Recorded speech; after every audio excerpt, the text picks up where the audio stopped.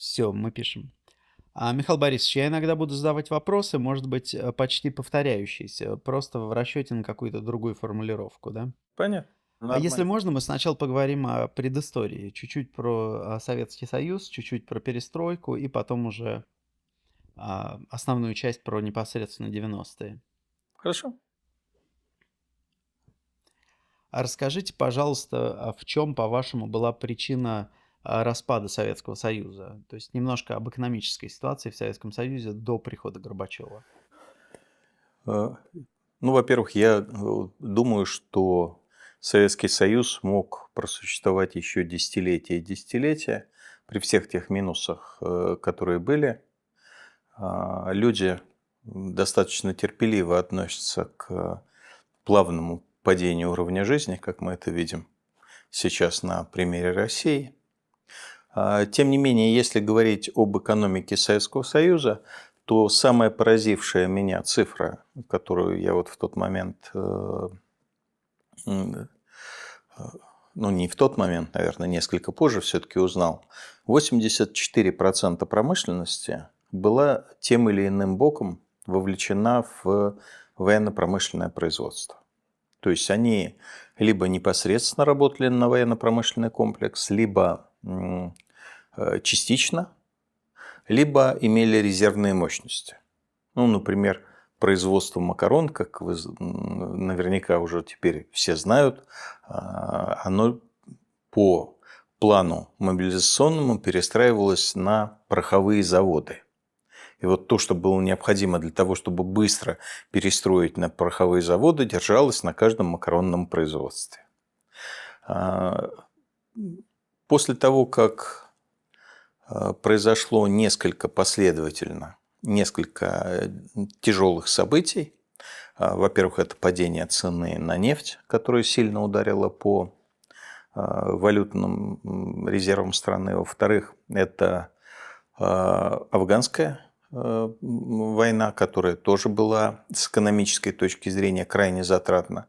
И, наконец, Чернобыль, который с точки зрения экономики был очень серьезным ударом по российскому, по советскому бюджету.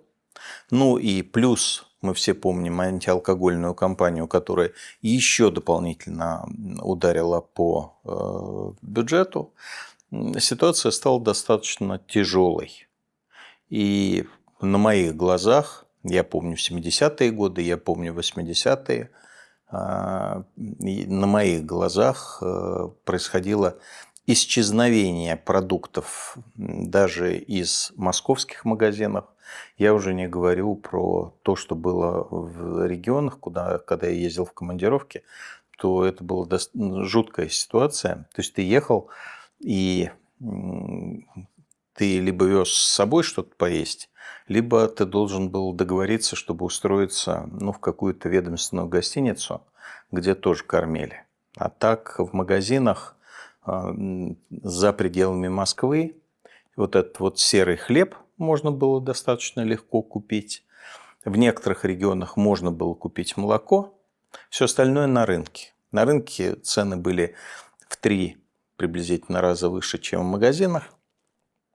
И, например, для моего личного тогдашнего бюджета это было просто невозможно. Я не мог себе это никак позволить. А насколько вы считаете, у Горбачева был какой-то люфт для маневра? То есть в тот момент была ли это вынужденная мера, вот те реформы, на которые он пошел, или это был какой-то осмысленный идеологический шаг в сторону либерализации? А, Я, Мне кажется, что вообще это смешная история. Мы все знаем с вами, что Михаила Горбачева выбрал Юрий Андропов, который был последним человеком, пытавшимся удержать союз на базе ужесточения административно-командной системы. И сегодня, как управленец, я понимаю, что в принципе на базе ужесточения административной системы можно было еще десятилетия тянуть Советский Союз, естественно, постепенно понижая качество жизни. И вот он выбирает Горбачева, который на самом деле к такому вот жесткому административному управлению просто не способен. Вот тот как личность он к этому не способен. И перед Горбачевым на самом деле, на мой взгляд, может быть, я ошибаюсь, может быть, он так не думал, но если смотреть объективно, встала альтернатива. Либо он пытается администрировать, понятно, что у него не получается, это значит, он должен опереться на совершенно других людей, там, по типу Лигачева, и, соответственно, де-факто отойти на второй план, упустив власть. Либо он должен договориться с людьми типа Яковлева и пойти по той модели, которую предлагали эти люди, и, так сказать, постепенной демократизации. Он выбрал второй путь, потому что, опять же, я не могу залезть ему в голову, но из объективных ощущений это было приятней, это было, давало большую возможность для презентации себя на Западе, а для него это было важно. Для него это было важно, для его супруги это было важно. И главное, что, в общем, ему казалось, что это легче. Хотя на самом деле мы теперь с вами это точно знаем на примере Китая, мы теперь с вами это точно знаем на примере целого ряда стран, совершивших демократические переходы. Это очень непростая штука, и она требует перестройки всей системы управления, чего он просто, ну вот как человек, как профессионал, он этого сделать не мог. И плюс вот посыпались вот эти вот все экономические дополнительные удары, и он просто выпустил вожжи из рук. А насколько вы считаете, Горбачев мог предполагать последствия своих действий в 1986-1987 году? Мог ли он предполагать, что это приведет к распаду СССР? На мой взгляд, он точно нет. Михаил Сергеевич человек, конечно, не глупый, любой секретарь обкома, ставший впоследствии там, секретарем ЦК, пускай и по сельскому хозяйству, это человек по определению не глупый. Но он далеко не стратег, он далеко человек недальновидный. И я практически убежден, что если бы он понимал, к чему это приведет и для страны, и главное для него лично, он бы вряд ли бы, на мой взгляд, может быть, я ошибаюсь еще раз, я не могу залезть ему в голову, он бы вряд ли бы пошел на эти шаги. Ему нравилась демократизация, еще раз, это не противоречило его внутреннему содержанию. Его супруга играла в этом отношении серьезную роль, еще раз могу сказать. На мой взгляд, она вот с такой вот с эмоционально-культурной точки зрения достаточно серьезное влияние оказывала. Но если бы он понимал, к чему это лично для него приведет, скорее всего, он бы делать этого не стал. А, Михаил Борисович, опишите, пожалуйста, атмосферу перестройки. Что происходило? Как вы это воспринимали тогда? Мне сложно сказать про 85-й и, наверное, про 86-й год, потому что я оканчивал в этот момент мой институт, это Менделеевский химико-технологический институт. Я думал я работал в стройотряде на БАМе, так сказать, мне ужасно нравилось. Вот, я делал диплом на компьютерах, мне тоже ужасно нравилось. И я совершенно не думал о том, что происходит в это время в стране. Вот в 1986 году это все закончилось, мне надо думать было, как мне свою жизнь продолжать дальше. Меня распределили в министерство. Сейчас я понимаю, что это было шикарное распределение, Но тогда я жутко обиделся, потому что я хотел идти работать в научно-производственное объединение, которое занималось, я был специалистом по взрывчатым веществам, и мне хотелось туда.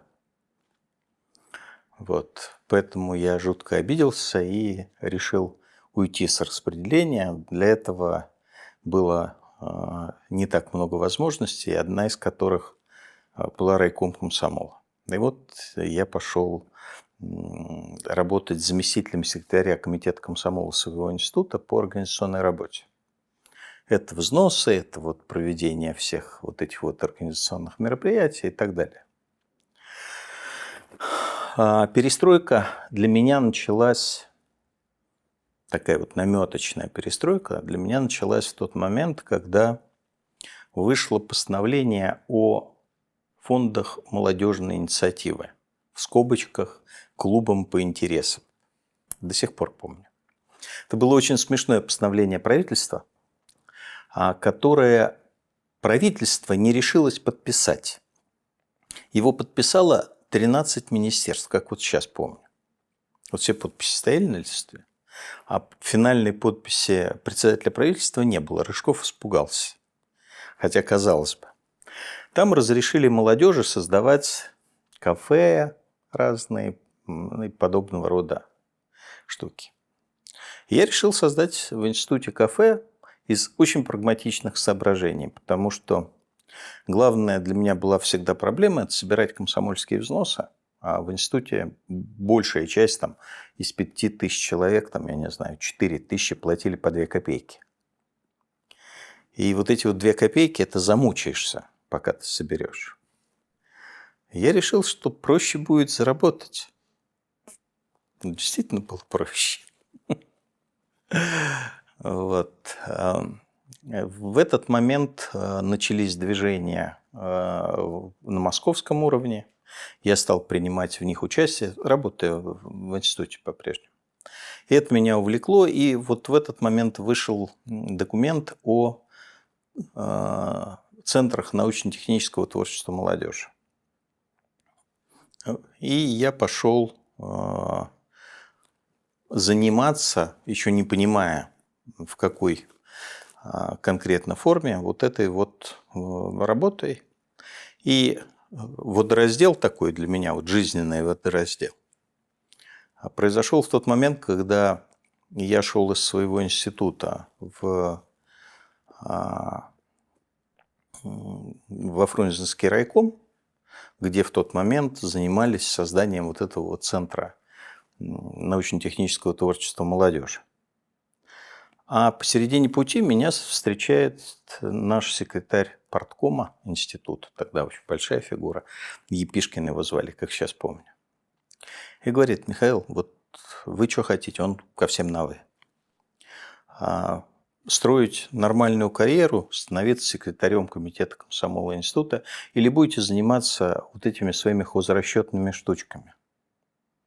Тогда вышло постановление о хозрасчете на предприятиях, и старые партийцы к нему относились крайне негативно. Это все называлось хозрасчетными штучками.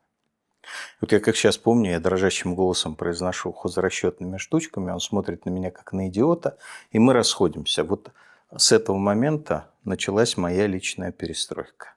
То есть у вас тогда не было такого диссидентско-антисоветского мировоззрения? Нет, абсолютно. Я из семьи оборонщиков. Я сам учился на оборонном факультете. Я всегда к этому относился очень серьезно. И никаких идей. Вот я сейчас встречаюсь со многими людьми, там, с той же Улицкой, например, которая говорит: ну как же так? Я говорю: вот вообще не было этого в голове. Это вообще не было. Вот это вот была другая жизнь, которая никакого отношения к моей жизни не имела. Я жил в своей жизни. Да, проходил этот курс марксизма, ленинизма, там, истории партии. Ну, скучная вещь. Так сказать, с трудом удерживался, чтобы не заснуть. Даже слова партком, ВЛКСМ от вас сейчас очень странно слышать. Да-да-да. Какие-то А тогда это была, ну вот, обычная жизнь. Там из моего класса в комсомол не приняли 2 человек. Они там были в детской комнате милиции на учете. Все остальные были в комсомоле, а в институте ни комсомольцев вообще практически, по-моему, не было. Только ну, члены партии были, а ни комсомольцев и ни коммунистов не было. Это был такой, ну, как бы факт жизни, на который, если ты в него не вовлечен, ты особо не обращаешь внимания. А как для вас начался тогда бизнес? И вообще, когда начался реальный бизнес? Вот эти 80-е годы, 88-й, 89-й, это уже был настоящий бизнес, когда люди зарабатывали реальные капиталы, или реальные деньги пошли уже чуть позже? Нет, для меня бизнес, для меня лично серьезный бизнес начался в 87 году. Вот, когда вот я поговорил с Епишкиным и понимал, что так сказать, надо уходить. И я в октябре ушел, увел из института часть тогдашних комсомольцев, среди них собственную жену, вот, с которой уже 30 лет. Вот. И с этой вот небольшой командой мы начали создавать центр НТТМ, научно-технического творчества молодежи, а параллельно кооперативы, потому что вышел закон о кооперации. Тогда я, к слову, познакомился и с Юрием Михайловичем Лужковым, который был самым прогрессивным заместителем председателя Моссовета. Отвечал он за агропромышленный комплекс в Москве. И поэтому, ну, поскольку это такая была работа не очень, на него навесили, соответственно, и новые формы, новые экономические формы. И с его супругой Батуриной, которая была секретарем комиссии по вот этому новым экономическим формам. И, наверное, вот сейчас, опять же, очень трудно поверить, как вот вы сейчас говорите о парткомах там и комсомольцах, трудно поверить. Также трудно поверить, что когда я общался с этими людьми, никаких даже мыслей по поводу того, что там какие-то взятки, какие-то, так сказать, личные интересы, вообще ничего не было. Вам чем помочь? Давайте вместе сделаем. Чем, так сказать, что мы можем для вас сделать? Это был очень заинтересованный, очень такой дружеский разговор. То есть людям явно было это самим интересно, и они хотели, чтобы это происходило. И я знаю, что они там помогали не только мне, там много было в тот момент людей. Только по Москве был центр Фантем, по-моему, порядка 40, что ли, штук. Они им всем помогали и, в общем, очень хотели, чтобы и кооперативы начинали развиваться. И вот начался этот бизнес. И в 1988 году мы заработали очень прилично уже денег, потому что количество людей, вот этих вот, тогда мы называли, они назывались творческие коллективы, сейчас бы мы их назвали подрядные команды. Так вот, их у нас работало 5000 человек. 5000 за один год это все развилось.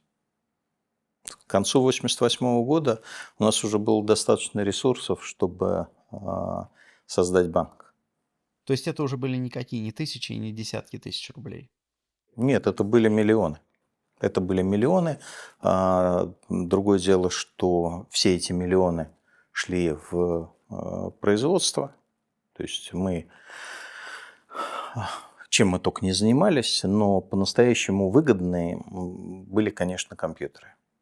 Это было по-настоящему выгодно. Мы пробовали с коньяком, мы пробовали с одеждой, но это все было по сравнению с компьютерами абсолютно экономически невыгодно.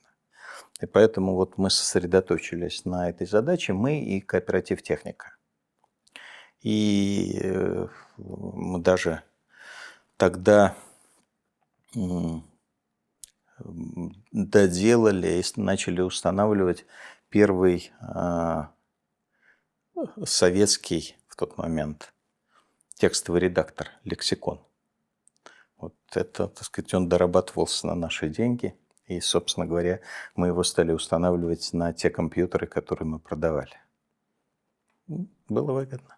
То есть последующий бизнес ваш вырос каким-то образом из того, что был наработан вот в эти годы? Да, конечно.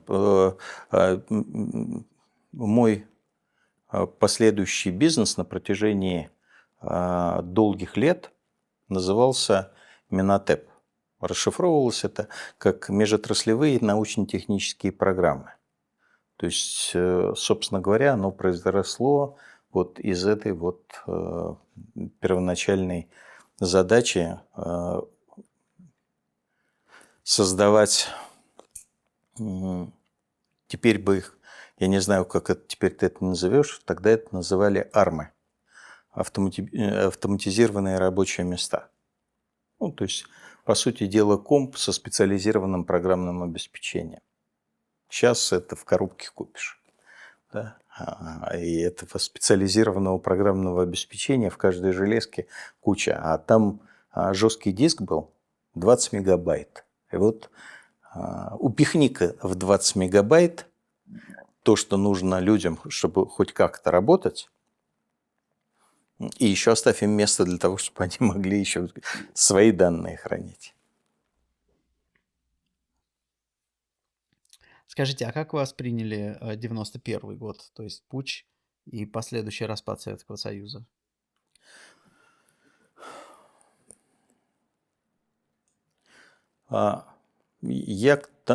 Развивалось все очень быстро. Я к тому времени был уже достаточно заметным человеком, то есть я был вот среди этой молодой поросли, которая, понятно, что это было там 3% от экономики, но просто на нее были наведены прожектора. И вот внутри этих 3% экономики я был там заметной фигурой.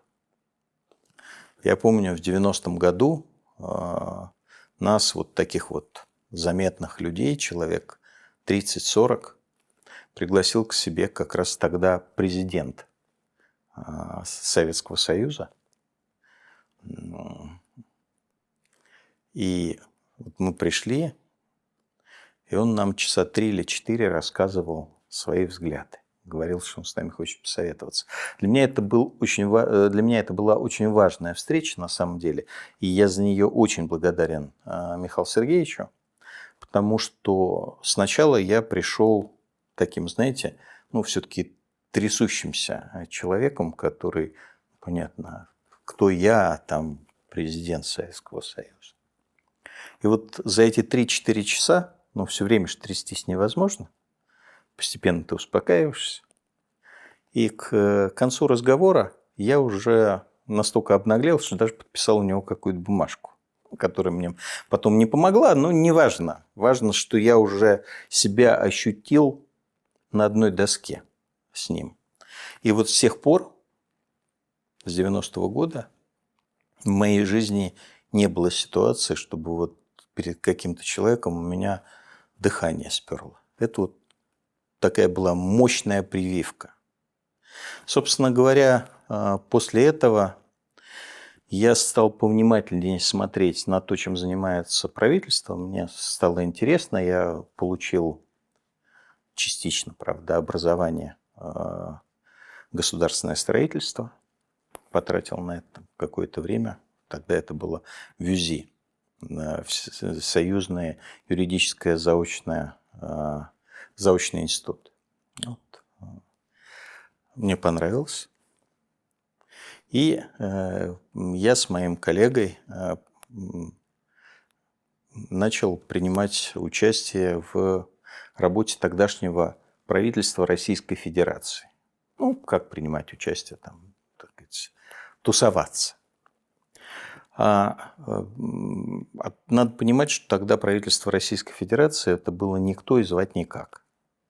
И поэтому, естественно, им тоже были интересны все эти вот новые экономические механизмы, то все. А никто не знал, это все были старики. Тот же Силаев, тогдашний председатель правительства, он был до этого министром авиационной промышленности и, по-моему, еще какое-то время работал министром станкостроительной промышленности. Ну, в общем, никакого отношения ни к какому бизнесу никогда не имел. И вот нас позвали, меня и вот моего товарища, нас позвали советниками по экономике к председателю правительства Российской Федерации. Ну, понятно было, что это такое игровое правительство, к нему серьезно никто не относился. Реальное правительство было правительство Советского Союза. Но для меня это был важный урок. Я участвовал, например, там, в последнем заседании военно-промышленной комиссии. И вам было всего 23 года? Ну, не 23, 27 уже, но, в общем, достаточно все равно мало. И когда случился путч ГКЧП, а я был за городом. Душой я был, конечно, еще на той стороне, потому что я понимал, кто на этой. Но поскольку я был частью команды тогдашнего Белого дома, тогдашнего российского правительства, то, знаете, как говорят, меня бы не поняли здесь и не приняли там. Не было вариантов.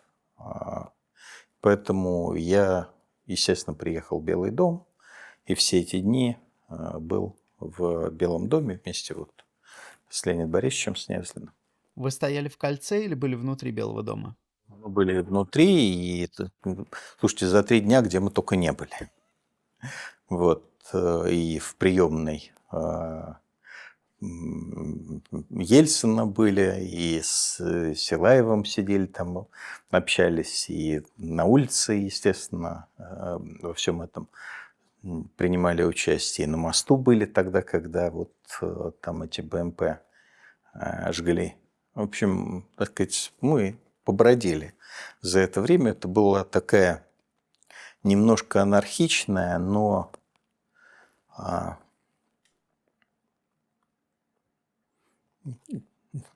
в прямом и переносном смысле очень зажигательная толпа. Очень зажигательное место. У нас была энергия. А с той стороны энергии не было. И поэтому они проиграли. Не мы победили, они проиграли. Они просто не смогли. Мне иногда говорят, ну вот это все было мирно. Я всегда объясняю, что нет, ребята, всегда, когда происходят вот такие вот революционные изменения, это всегда военная сила. Либо имеющаяся, либо подразумеваемая. Сегодня мы знаем, что Альфа отказалась штурмовать, потому что они боялись без приказа получить огромное количество жертв, за которые потом пришлось бы нести ответственность. А почему они боялись большого количества жертв? Казалось бы, ну приди, разгони толпу, какие проблемы? Потому что внутри Белого дома было роздано огромное количество оружия. Сотни, если не тысячи автоматов.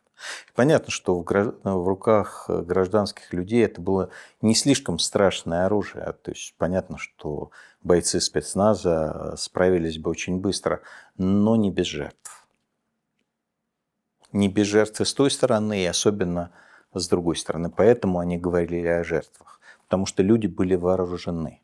И вот тогда я понял, и я до сих пор понимаю, что на самом деле силу имеет только тот, кто готов драться, а не тот, кто готов говорить.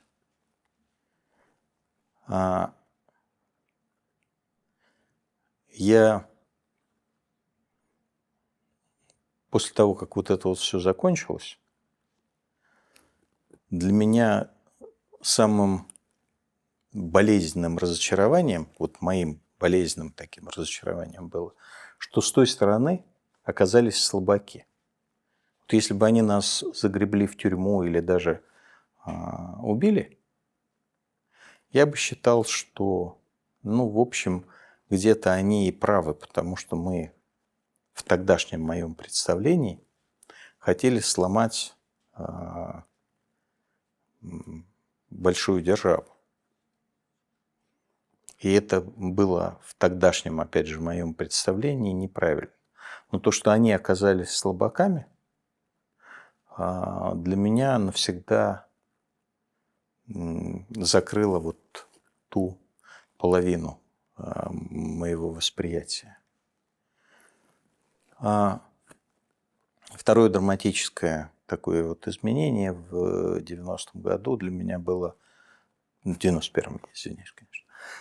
В 91-м году для меня было, когда я как раз был на Старой площади у одного коллеги в кабинете, а у него окно выходило прямо на Кремль.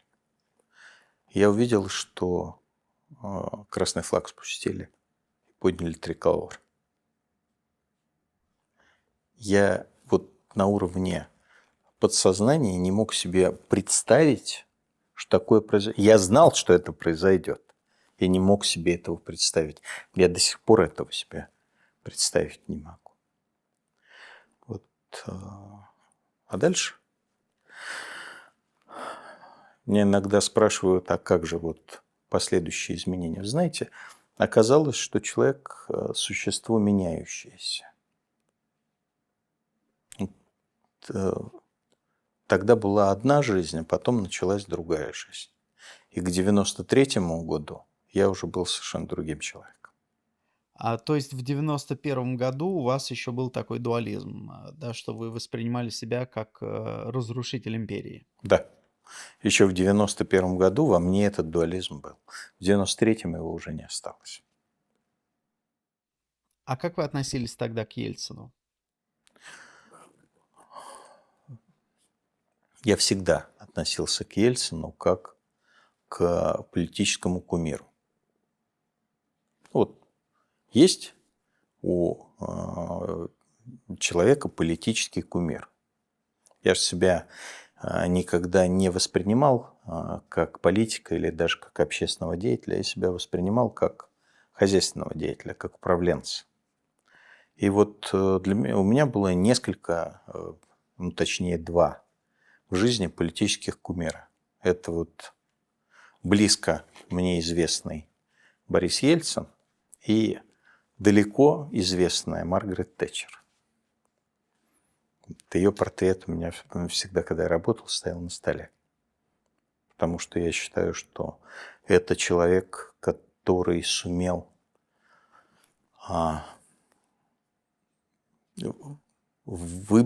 вытащить свою страну из абсолютно чудовищной ситуации, в которой она находилась. И это, конечно, была фантастическая работа. А почему Борис Ельцин? Потому что в моей жизни это был первый настоящий политик. Все остальные были не настоящие, все остальные были чиновники. Ну, так сказать, что Горбачев, что все остальные члены тогдашнего политбюро, они были такие мумии. Даже Горбачев, который был поживее, но тем не менее, ну, вы же его знаете, это все-таки такой старый партийный бонза. А здесь выходит молодой, боевой, на танк лезет, с нами стоит вместе. Меня несколько раз к себе вызывал там, по экономическим вопросам. Я ему что-то рассказывал, объяснял. У меня с экономикой всегда хорошо было. Что в институте даже курс слушал, потом там даже поучился в Плехановской академии. Вот. Всегда хорошо было с экономикой. И вот я к нему приходил, и я ему рассказывал, и я видел, что этот вот 60-летний человек, он понимает и воспринимает. Вот он тогда между 90-м и 93-м был человеком с живыми мозгами. Для меня это было настолько необычно, что да, он стал для меня политическим кумиром, и к его шагам на протяжении очень многих лет я относился недостаточно критически. В общем, в конечном итоге о некоторых из таких шагов я теперь, спустя годы, естественно, сожалею. Тогда я даже не думал.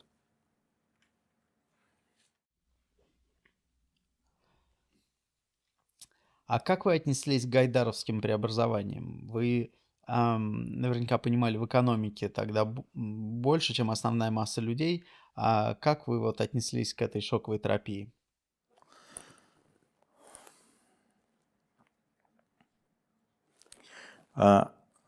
Идея отпуска цен, вот этого вот резкого отпуска цен, она у меня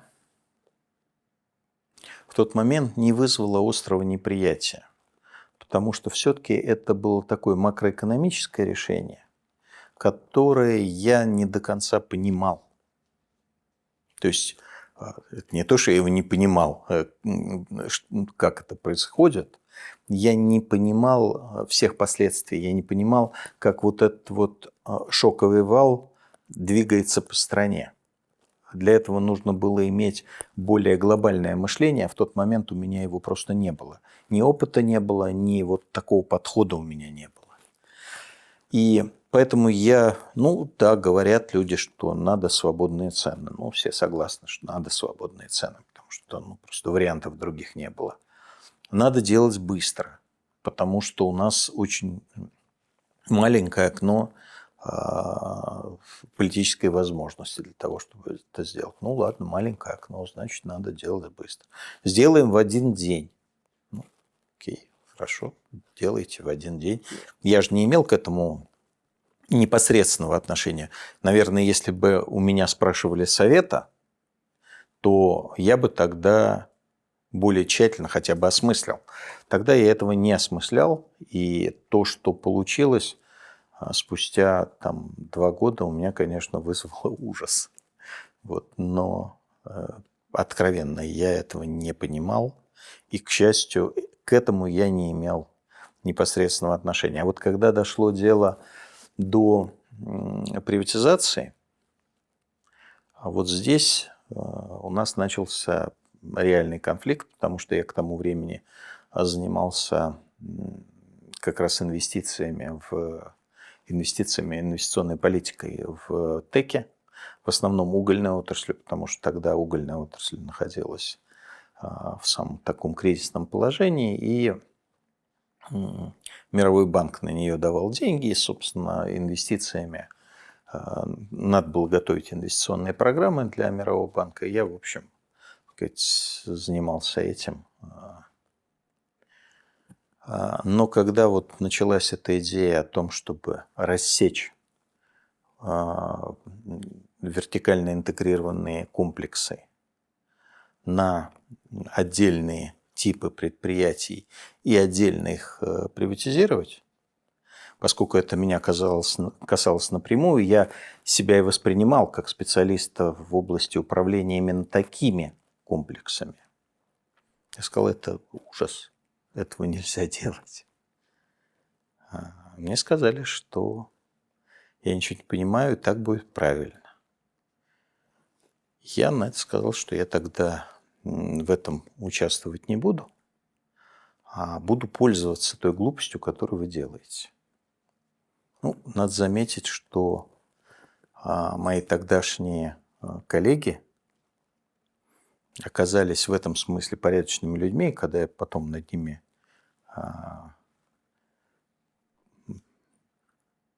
злобно иногда подсмеивался, рассказывая, что я очередной раз воспользовался вашей глупостью, они, так сказать, только сжимали зубы, не принимали против меня административных мер, а просто закрывали те дырки, которые я находил, а я их продолжал находить.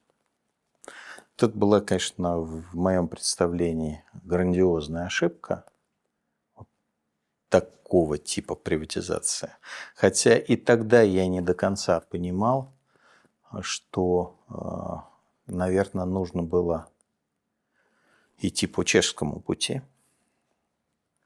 Тогда я этого не до конца понимал, к сожалению. Но точно понимал, что нельзя дробить предприятие.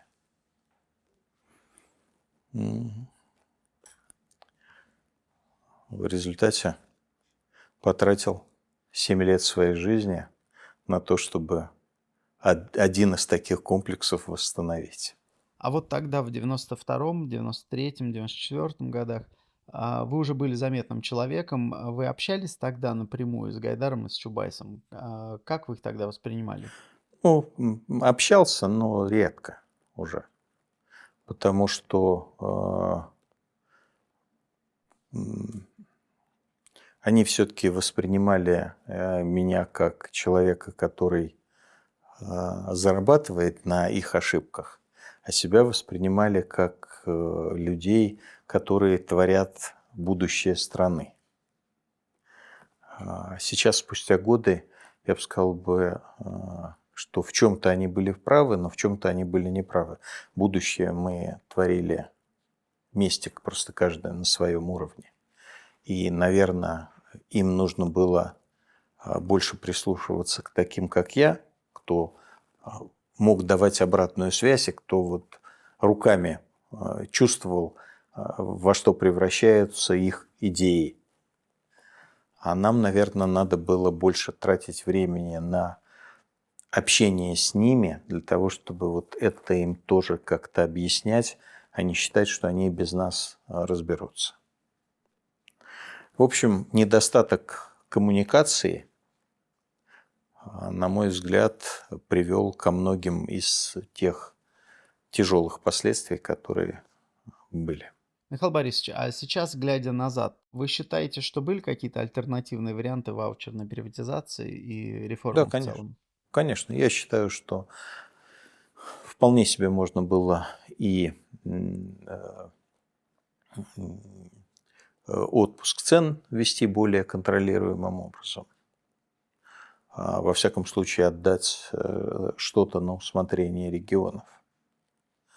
И можно было приватизацию вести через закрытие значительной части акций в крупные страновые фонды, как это сделали в Чехии. И, понимаете, вот я вам расскажу одну историю, а потом объясню, чему она. Мне в какой-то момент сделали операцию в связи с травмой. И мне было очень тяжело ходить. Ну, по-настоящему трудно оторвать ногу от земли. Несколько дней буквально. А ходить надо было. И вот тогда я очень точно понял, чего я абсолютно не понимал раньше. Где есть пандусы, а где нет пандусов. Где есть вот эти вот сровненные с землей бордюры для прохода инвалидов, а где их нету. Я их все понял через дикую боль. А до этого не мог воспринять. Надо заметить, что, к слову, после этого я себе сказал, что, наверное, все-таки руководить даже маленьким городом нужно в более взрослом возрасте. То есть тогда, когда ты это уже можешь понимать. Вот та же самая история и была с приватизацией. Для меня то, что писали и публиковали эти люди, я имею в виду те члены правительства, те сотрудники министерства, ну или вот этой вот комиссии по приватизации. Это было очень естественно. Я брал, читал и понимал, что они планируют делать, как они планируют делать, какие правила игры, и играл по этим правилам, делая так, чтобы мне и моей компании от этого было выгоднее. Я не понимал, насколько для 99% моих сограждан это китайская грамота. Я не понимал, что вот этот молодой, высокообразованный мозг – это то несправедливое преимущество, которое на самом деле я имею перед 90% населения страны. А еще 10% – это то, что я в таком возрасте, с таким образованием нахожусь еще близко к центру событий. Вот не было у меня понимания, что у других людей это по-другому. И то, что это несправедливо не потому, что у них не было формальной возможности. Формальная возможность была, все публиковалось. У них не было практической возможности, вот этой вот интеллектуальной возможности. И в этом, конечно, была огромная ошибка тех, кто это все придумывал и проводил в жизнь. И моя и моих коллег ошибка тех, которые воспринимали это как само собой разумеющееся. А что можно было сделать? Пропагандировать, объяснять? Вот реально пропагандировать, объяснять, на это бы ушло, на это и ушло приблизительно 5, может быть, 6 лет, после чего люди стали понимать, что происходит. Вот на это время нужно было не раздавать им ваучеры, которые они поменяли потом на бутылки водки или там на что они, или продали там за достаточно инфлирующиеся в тот момент рубли. А надо было закрыть их вот эти страновые фонды с тем, чтобы люди это получили потом. Тогда, когда они бы уже разумно понимали, как с этим можно жить, как этим можно распорядиться и так далее. Если сейчас поговорить с Анатолием Чубайсом про это, то его ответ будет, что нужно было принимать тысячи решений каждый день. Туда поезд с зерном, сюда грузовик с хлебом, и что не было времени вообще ни на что, и эти решения нужно было принимать просто моментально. Я, работая на очень большом предприятии, которое было больше, чем почти любое из тогдашних министерств, тоже был вынужден принимать каждый день большое количество решений, но система, которую я выстраивал, она была такая, чтобы я принимал только ключевые решения. А остальные решения принимались на иных уровнях управления. У меня секретарь знал, что больше 10 бумаг в день я не рассматриваю. Просто потому, что если их появляется больше, чем 10, это значит, либо я неверно распределил обязанности, либо тот, кто должен распределять бумаги, неправильно их распределяет между людьми, у которых обязанность эти бумаги рассматривать и принимать эти решения. Поэтому, когда Чубайс говорит, что ему нужно было принимать в день сотни решений, которые не мог принять никто другой, я могу сказать: Анатолий Борисович, видимо, вы неправильно построили систему управления. Откуда у вас на тот момент, так или иначе, вы же все равно были молодым человеком, дилетантом в бизнесе, потому что ни у кого не было никакого подобного опыта. Откуда вдруг вы обнаружили в себе какие-то менеджерские качества? И даже то, что вот вы сейчас говорите, умение делегировать, обычно все это приходит с опытом. Комсомол. Комсомол.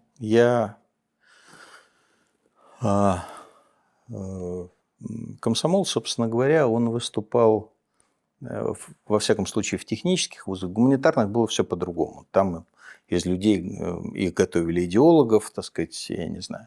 А из нас комсомол готовил линейных руководителей. Почему у нас, собственно говоря, так любили на заводах? Потому что если человек прошел школу комсомольской работы, это значит, что он имеет потенциал линейного руководителя. Линейный руководитель – это мастер, начальник цеха, директор завода. А есть еще специалисты. Там главный технолог, главный инженер и так далее. Вот комсомол готовил линейных руководителей. И я в первый же год в институте поехал в стройотряд. на самый низкий уровень. Но мне давали возможность посмотреть, как работают на других уровнях. Потом я поехал бригадиром, потом я поехал мастером, потом я поехал командиром, потом я второй раз поехал командиром. То есть мне давали возможность обучиться руководить коллективами людей. Маленького, побольше, побольше.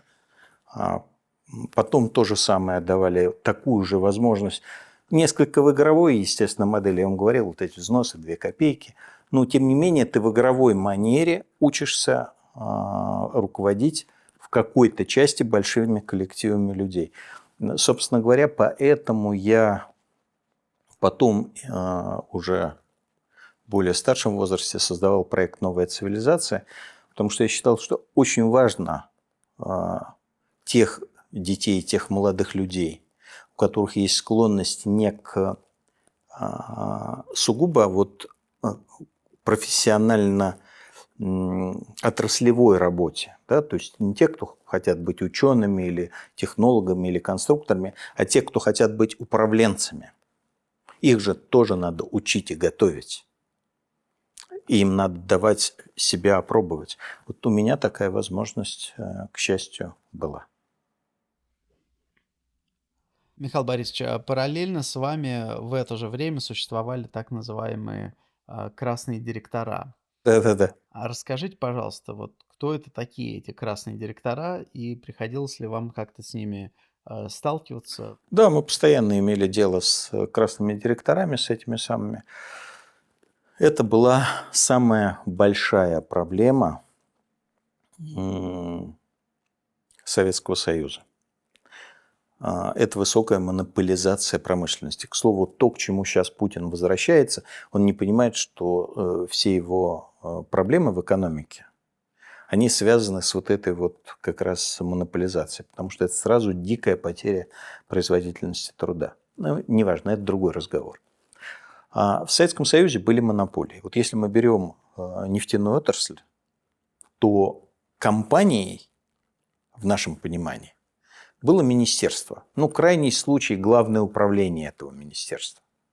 У них была торговая структура, у них была внешнеторговая структура, у них были институты, и у них были производственные подразделения, которые занимались, собственно, производством. Вот красные директора были руководителями вот этих вот цехов, по большому счету. То есть они никогда не думали о том, как продать продукцию, как купить необходимые материалы, ну, кроме того, что нужно было доставать. Какие научные исследования надо заказывать и как их надо, по большому счету, внедрять, где надо готовить людей и где этих людей надо хантить. В общем, всего того, чем должен заниматься руководитель компании, у них этого не было. Они знали только свою работу. Бери больше, кидай дальше в соответствии с планом. И когда в один день им сказали, а теперь вы отвечаете за все, ну, конечно, какое-то количество среди них оказалось высоко талантливых людей, таких как там, Вагит Аликперов, если мы берем нефтяную отрасль, или там Черномырдин, если мы берем газовую отрасль. Да, то есть какое-то количество талантливых людей оказалось. Но, конечно, это было даже не большинство. Это было, там, я не знаю, 10%, может быть, 20%. Остальные оказались в полной растерянности. И в этой растерянности они увидели, что, если мы возвращаемся к нефтяной промышленности, что, во-первых, падает добыча безумным образом, а это такая очень опасная обвальная вещь. Я вам расскажу одну историю, она действительно имеет место быть. Меня в свое время очень поразило. Я даже не знаю, как это объяснить замечательной стране, поскольку замечательную страну прокуратура убедила, что скважинной жидкости не существует. Но на самом деле из земли добывают не нефть, а скважинную жидкость. И под нее ГОСТ есть. Там нефти немного. так сказать, бывает 90%, это много, а обычно 30%, 20%, 10% и даже, может быть, 3%. Остальное вода, соляной раствор. И вот если ты добываешь нефти столько, сколько, так сказать, по плану, то вот эта вот скважинная жидкость, пока она идет до, собственно говоря, того места, где готовится нефть, она двигается по трубе, вращаясь. А если ты добываешь мало, если у тебя добыча падает, то она течет по трубе, не заполняя целиком трубу. И, как вы понимаете, нефть, она легче воды. И вот вода с солями опускается вниз. И вот эта вот вода с солями прорезает трубу, как фреза буквально. За считанные годы, год или полтора. Фрезой просто прорезает. То есть в тот момент, когда у тебя падает добыча, означает, что у тебя остался год-два, после чего вся твоя трубопроводная система, а по основной части трубопроводной системы компании движется именно скважинная жидкость, а не нефть. Это важно понимать. В Транснефти этой проблемы нет. У тебя вся трубопроводная система разрушается. Это тысячи и тысячи километров труб. У тебя компания просто превращается в ноль, в ничто. И вот когда это начало происходить, эти директора впали в панику. И то, что они для себя решили делать, это валить все на Москву. И, конечно, это была большая проблема для власти. А политических возможностей снять этих директоров у них не было. Потому что трудовые коллективы не понимали, чего там творится в Москве. Но их же директор им же объясняет, что это все из-за Москвы у вас так плохо. Это была большая проблема. Change cards. Yep. Мы карточку поменяем. Расскажите, пожалуйста, что такое залоговый аукцион? Как это работает? Если можно, на вот таком совсем простом человеческом языке. Вот у правительства возникла та проблема, о которой я вам только что сказал. Падало производство. Красные директора в большинстве своем были начальниками цехов, а не руководителями фирм. Они валили ответственность за падение производства на федеральное правительство. И было понятно, что страна на грани большой забастовки, а здесь как раз выборы на носу. Тогда Потанин, который в то время был вице-премьером правительства России, предложил правительству идею с залоговыми аукционами.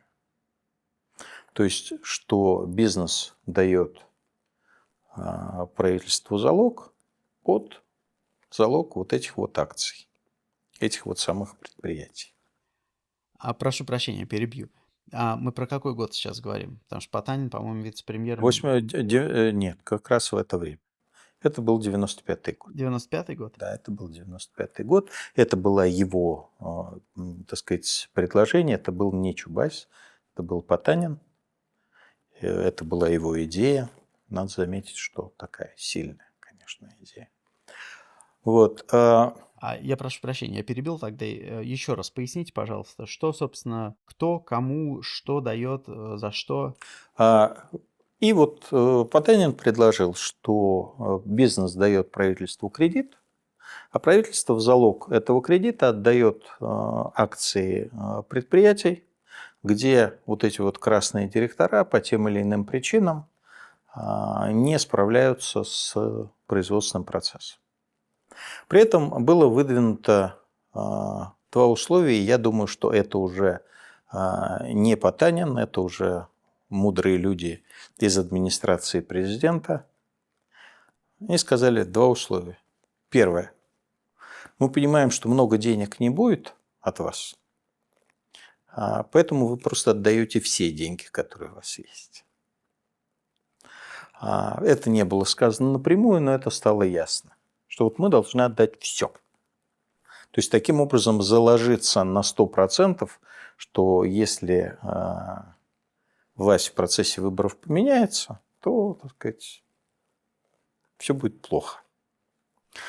И, во-вторых, вы сами договариваетесь с директорами о том, чтобы они пошли на эти залоговые аукционы, потому что если мы не имеем на них никакого административного влияния, то есть вы должны с ними договориться.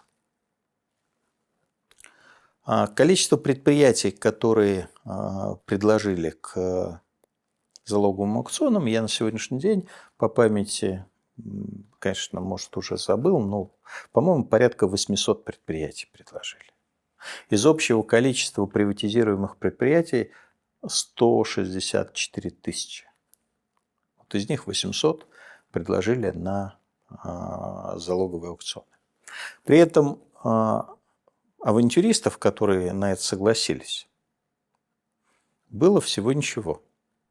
И поэтому общее количество предприятий, которые были отобраны вот для этих самых залоговых аукционов из вот этих вот 800, было порядка, по-моему, 40 или 30.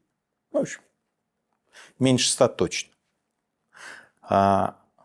Не потому, что других не было, потому что вот у людей больше сил не было. Я, например, пришел для себя к выводу, что мы можем вытянуть одно крупное предприятие и там одно мелкое. Больше у нас сил нету.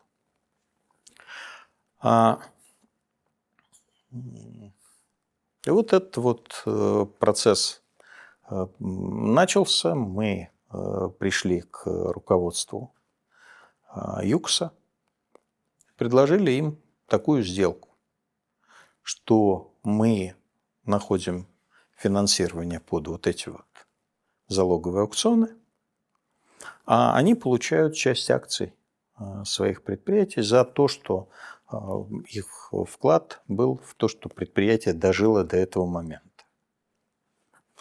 Окей, договорились. Пришли, согласовали эту ситуацию. Также поступили другие люди, но за исключением нескольких человек, где сами вот эти вот директора, это Олег Перов, это Богданов, насколько я помню, где они сами пришли и сказали: ладно, мы сами найдем. Дальше мы пытались привлечь иностранцев.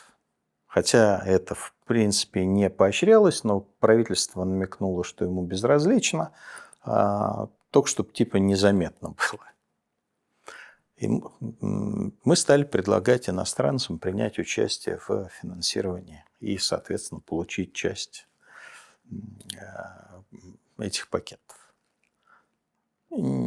Никого не удалось убедить.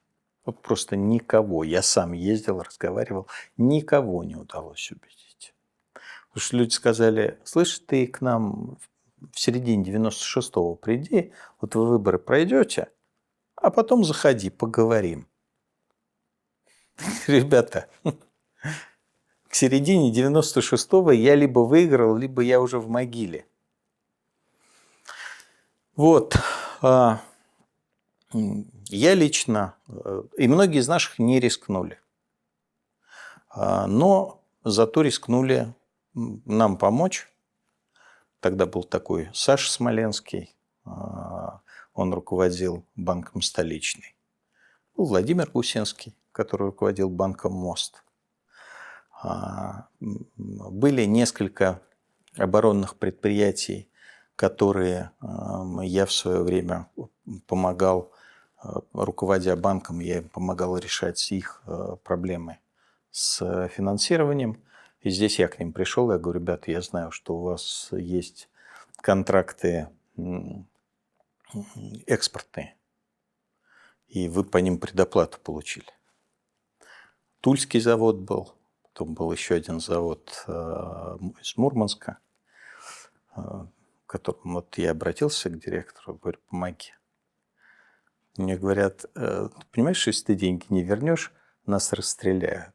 Я говорю: не переживай, меня тоже расстреляют. Так что мы на одной стороне. люди сейчас очень трудно понимают, ставка была не деньги, ставка была жизнь.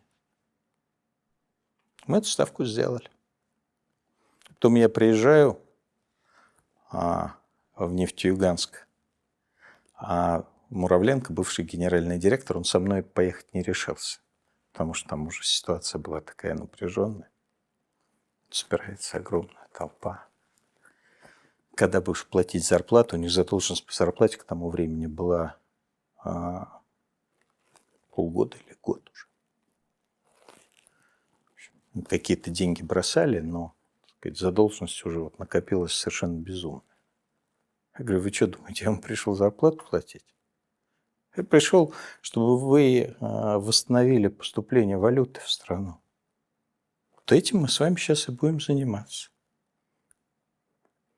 Дальше у публики была возможность либо меня вот здесь на месте кончить, ну, потому что понятно, что, слушайте, тайга, медведь хозяин.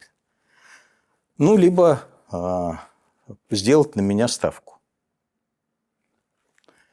И вот эта вот огромная толпа, которая тогда собиралась, она решила сделать на меня ставку из понятных соображений. Сволочь, но...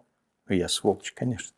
Но при этом человек, про которого они в газетах читали, так сказать, как-то в этом бизнесе разбирается. Что-то он умудрился сделать. Может, и нас вытащит. Ну вот, начали работать. А вы как-то распределяли между собой предприятия? То есть вы договаривались, условно, Фридман, это твое, Потанин, это твое, а вот это мое? Там не было такой ситуации, потому что, как я вам уже сказал, изначально вот в 95-м году, во всяком случае, было предприятий, которые предлагались, было гораздо больше, чем тех, кто имел желание поучаствовать в этой авантюре. И тот же Фридман, например, просто не решался. А почему вы выбрали именно ЮКОС? Были какие-то для этого... Ну, потому что нужно было с кем-то договариваться, с кем-то.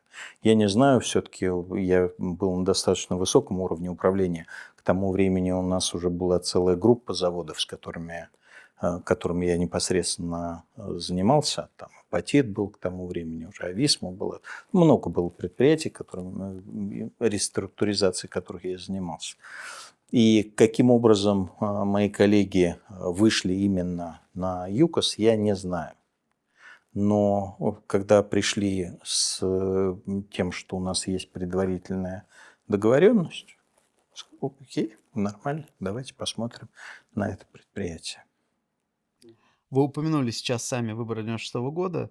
А насколько эти залоговые аукционы были подготовкой к выборам со стороны правительства? Ну, я полагаю, что, как я вам уже сказал, мудрые люди из администрации, тогдашней администрации президента, конечно, именно эти выборы и имели в виду. Но с нами на эту тему никто не говорил. А насколько вы сами, ну, все бизнесмены, естественно, поддержали предвыборную кампанию Ельцина, и средства массовой информации поддержали. Насколько это было с вашей стороны движение, ну, скажем, так, без административного какого-то давления? Насколько бизнес сам пришел на поддержку этих выборов? Там ситуация была несколько иная, чем сейчас о ней многие говорят. Изначально наш подход к выборам был изложен в письме 13. То есть мы считали, что с высокой степенью вероятности может победить Зюганов. Мы не хотели, естественно, его победы, но при этом мы считали, что стране нужно поливение. Вот мы реально считали, что стране нужно поливение. Поэтому мы обратились к Борису Николаевичу Ельцину с письмом, с просьбой договориться с Зюгановым, чтобы Зюганов стал премьер-министром с расширенными полномочиями, а Борис Николаевич в результате этого остался президентом. Это наша мысль, она на самом деле, я ее вот до сегодняшнего дня, я считаю ее абсолютно правильным. Я отдал уже больше 20 лет своей жизни на то, чтобы эту мысль о сильном правительстве, независимом от президента, провести в жизнь. Я надеюсь, что мы к этой структуре управления обязательно придем, потому что она наиболее правильная. Борис Николаевич от этой идеи отмахнулся. И дальше возникла команда из 3 человек. Коржаков, Барсуков и Сосковец, которые предложили Борису Николаевичу иную идею. Запрет коммунистической партии, ее распуск, возможно введение чрезвычайного положения и отмена выборов. Это было совершенно неприемлемо, потому что мы считали, что я считал, что в результате этого мы придем к диктатуре. Мы в конечном итоге все равно к ней пришли, но могли прийти намного раньше. И вот это было по-настоящему неприятно. И, собственно говоря, наш проект, он конкурировал вот с этим проектом. То есть после того, как Борис Николаевич отмахнулся от письма 13, было понятно, что он власть отдавать не будет. И он либо ее не будет отдавать силой, либо другими способами. И вот тогда мы обратились к Чубайсу с предложением стать руководителем предвыборного штаба Ельцина при нашей поддержке. И убедить Бориса Николаевича отказаться от того предложения, которое предлагали Барсуков, Коржаков и Сосковец, с запретом КПРФ, с вводом чрезвычайного положения, отменой выборов, а провести выборы и выиграть на них. Анатолий Борисович тогда сказал, что это же вам надо, это не мне надо. Поэтому платите. С ним договорились на определенную сумму, и он, так сказать, вместе с нами мы пошли к Борису Николаевичу. Надо сказать, он отработал на 5. То есть вот Анатолий Борисович отработал каждую копейку из тех денег, которые ему тогда были заплачены. Борис Николаевич был красный. Мы когда заходили, мне Коржаков сказал, говорит, вы вот оттуда выйдете, и вы в Лефортово поедете. Я понял, что неубедим Бориса Николаевича точно, я не знаю, как остальные, я точно поеду в Лефортово. Я уж не знаю, чем я так особо вызывал такие нежные чувства, но так. Борис Николаевич красный сидел, Анатолий Борисович тоже красный сидел. Мы, я думаю, сидели белые, я себя не видел. Вот, минут через 40 Ельцин сказал, что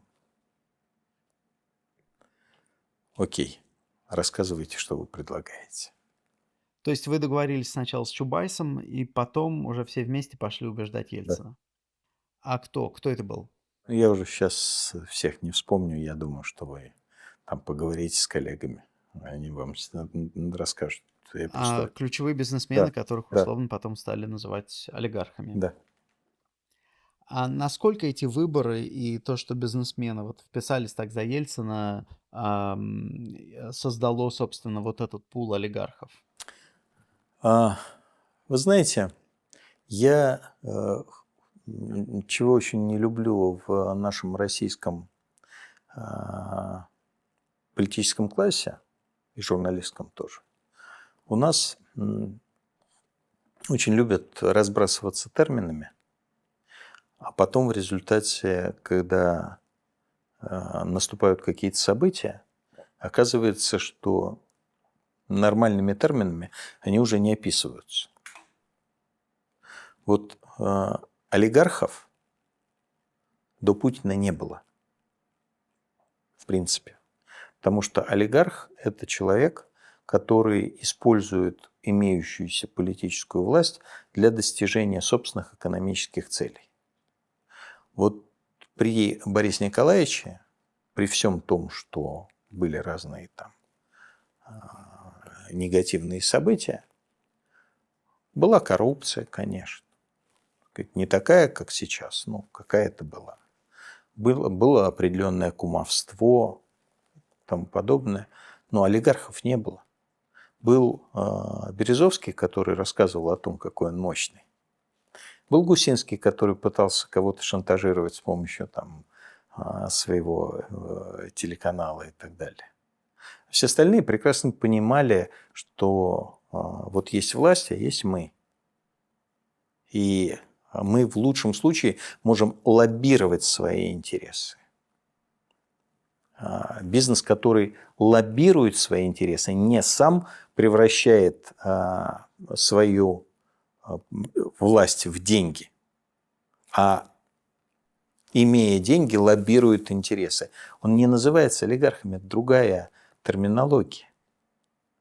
И вот поэтому, когда мы дожили до настоящих олигархов, а сегодня мы можем твердо, убежденно сказать, что там Сечин, Чемезов, кто там еще у нас есть вот из таких ребят, Патрушев, там, ну, можем назвать, да, я не могу назвать Тимченко и не могу назвать в этом ряду даже Ковальчука, наверное, или Ротенберга. Да, они не олигархи. Они люди, лоббирующие бизнес, они при власти состоящие и так далее, но у них нет непосредственных властных полномочий. Во всяком случае, мне об этом пока ничего не известно. Вот, может быть, в будущем узнаю. А вот у этих есть властные полномочия. И они вот эти властные полномочия превращают в деньги. Вот это олигархи. Вот. А у вас терминов под них не осталось. Но вы не считаете, что Ельцин и окружение Ельцина попали в зависимость от капитала, от бизнеса после выборов? Ну нет, конечно. Вы понимаете, благодарность в политике чужда. После того, как человека избрали президентом, с чем ты к нему можешь прийти? Я ж тебе помог? Помог, спасибо. И что? Нет, это все детский лепет людей, которые не понимают, как... Вернее так, которые считают, что их жизнь устроена по-другому, чем жизнь других людей. Вот в своей жизни они понимают, что это бы не дало бы им никакой власти. А в жизни других людей они считают, что там по-другому. Нет, ребята, все так же. Оказанная услуга считается неоказанной. Есть много записей Березовского на эту тему, где он говорит, что я считаю, что власть обязана бизнесу, власть обязана капиталу, потому что мы... Березовский замечательный человек, именно замечательный, потому что это такая вот очень яркая фигура. Но мы же с вами должны отличать реальную жизнь от жизни выдуманной. Вот фильм здесь сняла Вера по поводу про Бориса Немцова. И хороший фильм. Он хорош, особенно в том месте, где рассказывается про назначение Немцова вице-премьером и какое в этом принял участие Березовский. Там и фрагмент нашего Да? интервью используется. Этого? Ну, замечательно. Замечательно. Вот это символ того, что делал Березовский. Нет, конечно, никакой власти у него не было. Расскажите, пожалуйста, про Связинвест. Я так понимаю, что вы наблюдали это со стороны. Да. Ну, сейчас многие говорят о том, что Связинвест и вообще вся эта история со Связинвестом — это такой ключевой момент, после которого все пошло не так. Ельцин разочаровался в Немцове. И даже, собственно говоря, приход Путина практически был предопределен тем, что произошло в 1997 году.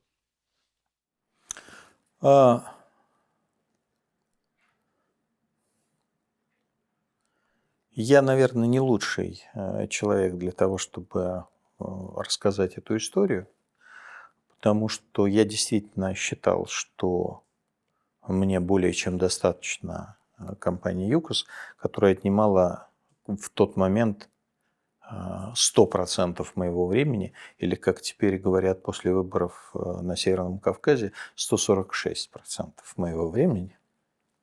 Вот, так вот, меня все остальное волновало слабо.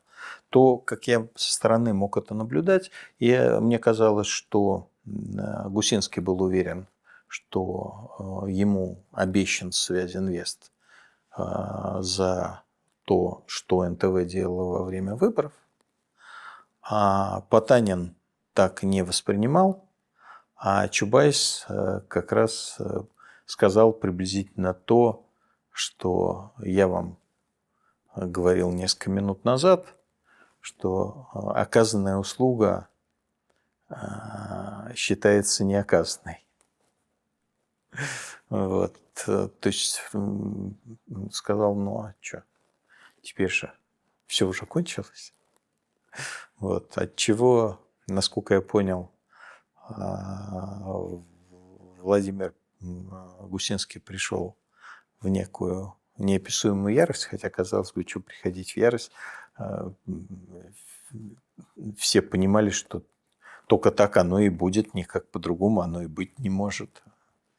Если у тебя нету средства воздействия, да, реального, то почему ты считаешь, что тебе должны что-то за то, что было когда-то? Это же не бизнес, а политика. В политике все намного грязнее. Вот начался конфликт, он вывалил компромат. Произошло расхождение между продемократической командой в администрации президента и продемократической частью бизнеса. И это, конечно, ослабило позиции вот этой вот группы людей, которые по-своему, конечно, но видели все-таки страну перестраиваемую под европейскую модель. То есть, может быть, не так быстро, не сразу, с сохранением своих интересов, но под европейскую модель. И вот это вот расхождение, которое оно произошло, оно уже не было заклеено в последующем, потому что после 1996 года, через 2 года кризис, и потом уже Путин. А сейчас многие говорят, что в этот момент начался такой поиск, что вот нам нужен человек в погонах, интеллигентный человек в погонах, и с тех пор пошли и Примаков, и Степашин, и Бордюжев в погонах, и Путин в погонах. Якобы Борис Николаевич разочаровался в интеллигенции, разочаровался в этой молодежи и понял, что теперь нужна жесткая рука, чтобы удержать власть. Ну, я, наверное, вряд ли смогу с этим согласиться, потому что Черномырдин был до, а Кириенко, наоборот, был после. Вот так что это, в общем, хронологически не очень сопрягается. Вот. Но я считаю, что Борис Николаевич стал искать человека в погонах в тот момент, когда он понял, что ему надо уходить. И в этот момент, как я сейчас, к сожалению, для себя понимаю, на первое место для него вышло не будущее страны, а будущее его собственной семьи. Он это будущее сумел защитить, что было совершенно неочевидно в тот момент. Но все, что он делал, было подчинено вот там, в 98-м, 99-м, этому. А до этого еще было 2 года, когда продолжалась работа так, как она шла до того. Расскажите, пожалуйста, насколько Ельцин в течение второго срока или там последних нескольких лет на самом деле контролировал ситуацию? И в этом смысле, что такое вообще семья? есть много упоминаний вот этой семьи, как такой организации Ельцинского окружения, которая все решения принимала за Ельцина. Насколько это соответствует действительности? А, Есть очень талантливый человек Юмашев, Валентин. Есть, а, а, как теперь оказывается, удивительно для меня, очень хорошая как человек и искренне любящая Юмашева Татьяна Дьяченко, дочь Бориса Николаевича. Ну, вот бывает так. И я очень рад, что у них было вот это вот. И есть пока это счастье в их жизни. Но для страны оказалось, что вот это вот сцепление Юмашева с Татьяной и плюс некое идеологическое возглавление их со стороны Бориса Абрамовича Березовского. Какое-то время, потом они уже так сказать, его отставили в сторону, но какое-то время. Оно привело, в общем, к не самым лучшим последствиям. Да, они, по сути дела, в значительной степени оказывали, на мой взгляд, влияние на процессы управления. В основном кадровые. Связано это было с тем, что Борис Николаевич после перенесенной операции сильно изменился. То есть если до нее это был человек, который власть не упускал ни в какой момент, то после этого вот этот вот нюх у него остался, чутье, но интерес к непосредственному участию и возможность непосредственного участия во всех процессах, замкнутых на него, он потерял. И поскольку он потерял, свято место пусто не бывает, на это место пришли вот наши хорошие знакомые, которых теперь мы называем семья. А кто еще входил в этот круг?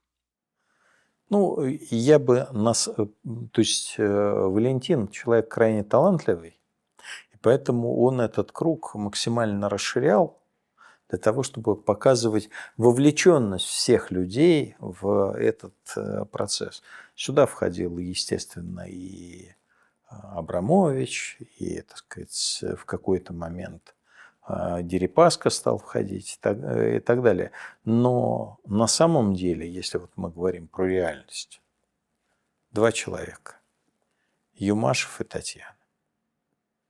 Ну, Татьяна в данном случае носила выполняла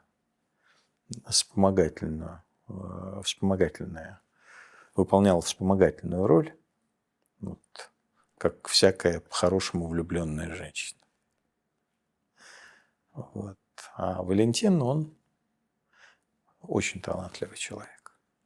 А что вы имеете в виду под словом «талантливый»? Он оказался человеком крайне талантливым в сфере интриги, политической интриги.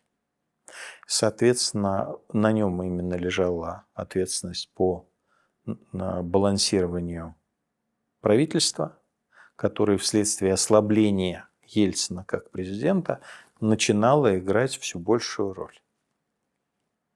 И дошла до некого апофеоза в фигурах тогда Примакова и Лужкова. Ну вот он это разрулил тем путем, которым сумел разрулить. А вы считаете, у Примакова и Лужкова, у этого альянса был какой-то реальный шанс на победу?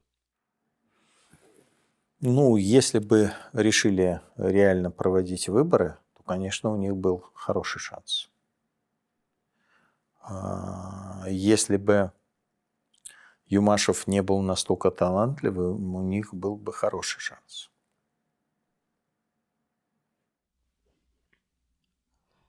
А когда вы считаете, начался этот поиск преемника? Это, условно говоря, с Кириенко или со Степашина? Я думаю, что где-то со Степашина и тогдашним вот министром железных дорог Аксененко. Я считаю, что вот это был реальный поиск преемника. До этого все-таки посматривал, он, конечно, посматривал на Кириенко, но это не было вот еще, что называется, поиск преемника. А вот Степашин, Аксененко, да, это было уже конкретные смотрины. А почему вы считаете, Степашин не удовлетворил? Я считаю, что я это знаю. Я считаю, что Степашин не оказался готовым продемонстрировать Ельцину и семье, что он готов на все ради защиты их интересов. А Путин сумел продемонстрировать на примере Скуратова. И вот эта вот верность абсолютная в этом смысле для Ельцина оказалась ключевым вопросом. Ну, надо заметить, он не ошибся. То есть то, что касалось его семьи, и то, что Ельцин поставил как основной приоритет, Путин все исполнил. А как вы тогда отреагировали на назначение Путина? Вы понимали, вы были знакомы, вы понимали, что это за человек тогда? И я не был знаком, я не понимал, что это за человек. И это был последний случай в моей жизни, когда я для себя сказал, ну, Борис Николаевич принял такое решение, значит, оно правильное. Может быть, я его не понимаю, но значит, оно правильное. У вас это какое-то отторжение тогда вызвало или просто непонимание, поскольку... Оно вызвало у меня непонимание, то есть я не понимаю, почему Ельцин считает, что этот человек будет наилучшим преемником. Но поскольку Борис Николаевич это решение принял, а для меня он был моим ориентиром в сфере политики, я имею в виду Ельцин, то значит это решение правильное, я должен его поддержать, даже если я не понимаю. Но я же знал, что в моей профессиональной работе, там, где я профессионально занимался управлением промышленными комплексами, куча моих решений, которых люди, не обладающие всем объемом информации, таким, которым обладаю я и моим опытом, они не могут понять, почему я делаю так или иначе. Иногда я им это могу объяснить, иногда я это не могу, потому что просто времени их не хватает, а иногда я не могу просто потому, что это на уровне ощущения, это интуиция. Вот так надо поступать, а так не надо поступать. И если я считал это приемлемым для себя в сфере своей производственной деятельности, я у себя в голове предоставлял такое же право Борису Николаевичу. Ошибся. Вот вы наблюдали первые полгода Путина, когда рейтинг его стремительно рос. Как вы к этому относились? Как вы вообще к нему относились в этот момент? Вы знаете, я относился настороженно достаточно, но моя настороженность, она проходила. То есть я был уверен к 2000-2001 году, ну, к 2000 точно. Я был уверен, что Борис Николаевич оказался прав, что вот мы получили нового, молодого, демократически настроенного человека, с которым мы можем все-таки разговаривать на одном языке. Все-таки Борис Николаевич это был царь, да, он был там где-то в небесах. А мы с ним не могли обсуждать простые практические вопросы, которые относились к задачам промышленности. А с Путиным можем. Вроде бы он выслушивает, понимает, и, так сказать, воспринимает и даже воспроизводит риторически эти позиции. И поэтому, когда он стал совершать вот такие вот стрёмные вещи, как там то, что касалось Курска, то, что касалось ОРТ, даже, и потом уже то, что касалось НТВ, до НТВ я себе его оправдывал. Мне казалось, ну, всяко бывает. Может быть, так правильно. Вот НТВ для меня стал барьером. Потому что я помнил, для меня... Я вообще вольтерианец по своей природе. Я считаю, что право человека защищать свои убеждения, отстаивать свою точку зрения, оно является таким ключевым правом человека. И даже если мне категорически не нравится мнение данного конкретного человека, он имеет право его высказывать и отстаивать. И я прекрасно помнил, как Борис Николаевич в моем присутствии и Путин, и Ельцин смотрели телевизор. Вот.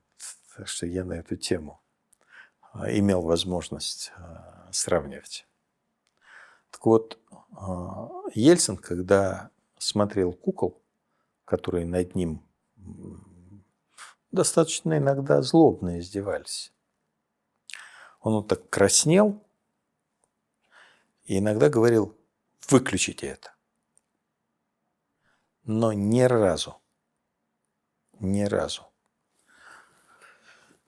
он ничего не сделал тем людям, которые это все производили. И когда я увидел, что позиция у Путина категорически другая, для меня это стало неким водоразделом, после чего я стал, естественно, к нему относиться гораздо более критически. А почему вы считали, что требуется какое-то, как вы сказали, полевение в 96-м году? Что вас тогда не устраивало в курсе Ельцина? Я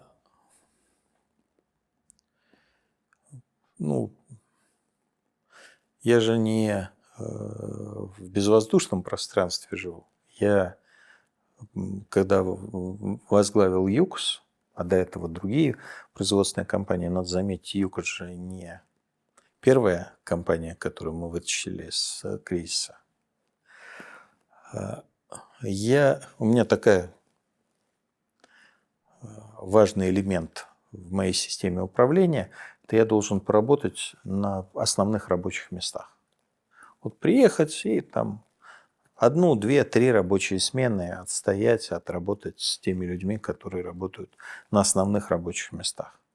Это сильно помогает, потому что обычный рабочий человек, как ты его не готовь, он там первые полчаса он на тебя смотрит как на чудо заморское. Через час он начинает успокаиваться, а к середине рабочей смены, если ты не выделываешься, а работаешь вместе с ним, он начинает уже тебя воспринимать достаточно спокойно. И переходит уже на нормальный режим разговора. Когда я это понял, я вот стал обязательно на всех рабочих местах смена 2-3 отработаю, так сказать, послушаю, что люди говорят на самом деле, как они чего воспринимают. Это очень потом помогает. И было очень было понятно, что страна в целом, она левая на тот момент. Она, возможно, и сейчас тоже. Она вот этот вот недополучила вот этого вот, во всяком случае, хотя бы на вербальном уровне, вот этого объема социальных благ, вот этого объема уважения, на которое она страна, она народ, он, народ, а, считал себя вправе рассчитывать и с учетом, естественно, 70 лет советской власти, ну и вообще. Я вам приведу один интересный пример. Когда мы покупали Восточную нефтяную компанию,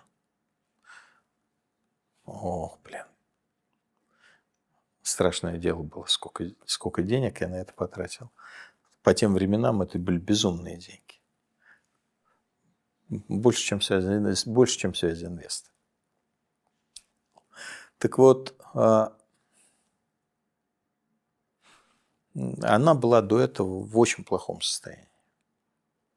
Мы пришли, а у меня уже опыт был большой, именно в нефтянке к тому времени опыт был большой. Уже 3 года я отработал, хорошо себе представлял отрасль, 2 года. 3-й пошел. Вот. Я очень быстро ее вывел в нормальное состояние. И ко мне там до сих пор очень хорошо относятся. И вот там выборы губернатора, и люди проводят опрос. Какое-то местное агентство мне потом показывает.